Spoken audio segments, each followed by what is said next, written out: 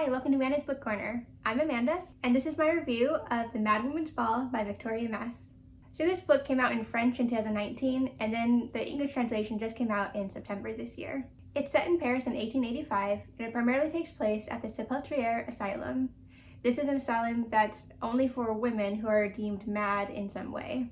This book focuses on a few different characters. Early on we meet Geneviève, who is the head nurse at the Sepulchriere Asylum. And then we also meet Louise, who is a 16-year-old patient who's been there for 3 years, and she's been having seizures ever since a traumatic event happened with her uncle.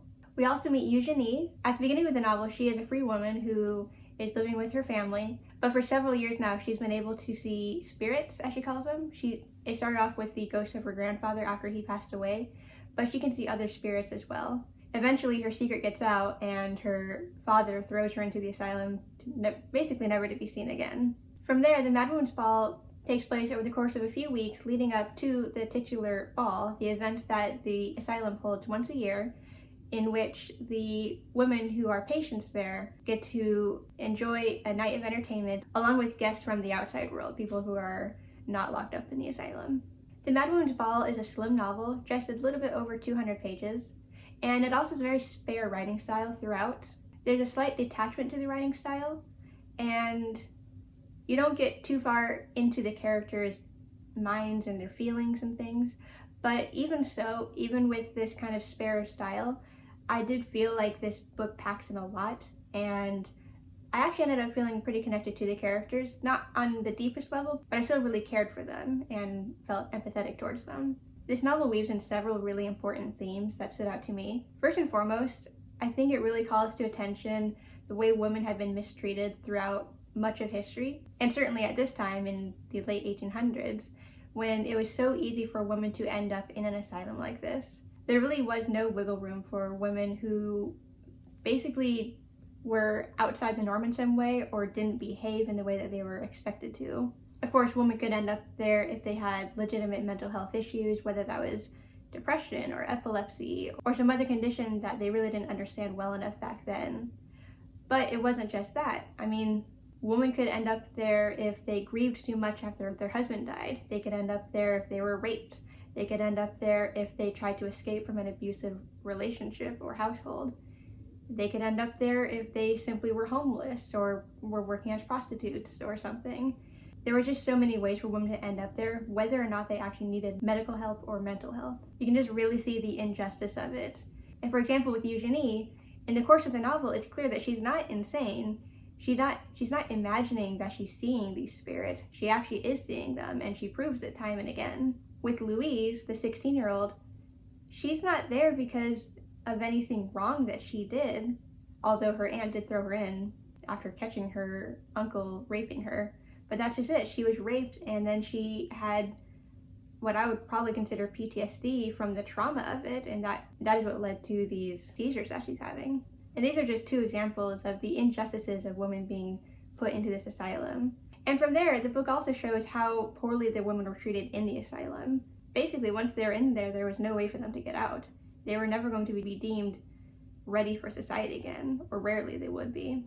And while many women do want to escape and they basically feel like prisoners there were also women who felt safer there, women who were living on the streets or in danger in some way, and this gives them a safe home that's actually an improvement on what their life was like before. So there's conflicted feelings here, but even so, you can see how problematic this asylum is and the way it's run is. Going from there, this is a very feminist novel in a lot of ways. It doesn't just point out the injustices women have faced throughout time, it also shows women who thought that women deserved more than they had. For example, Eugenie, before she is sent to the Sepulchriere Asylum, she really does believe that women deserve a place in society the way that men do. Early on, she challenges her father because he respects his son, her brother's opinion, but not hers. The brother is allowed to go out and learn and have intellectual discussions with other men, but Eugenie is not allowed to because she's a woman. Her sole purpose is to get married, basically. Beyond feminism, we also see an interesting discussion about religion and religious hypocrisy, or the hypocrisy of what beliefs are considered okay versus not okay. With this, you can see a lot of these themes with the head nurse, Genevieve. She's a bit ahead of her time in that she seems to be an atheist in a time when most people are religious. She often talks about her younger sister who died, who was very devout. Whereas Genevieve, she doesn't believe in God and religion. What she believes in is science and medicine. Eugenie also calls out this hypocrisy in belief systems. So she maintains that she does indeed see spirits, and she doesn't see why people see that as proof that she's mad. Because as she points out, they accept that this other girl saw the Virgin Mary at Lourdes, and that's completely acceptable. Seeing religious figures from Christianity is okay and sane, but her seeing spirits is not. Why is that? Why is there this double standard?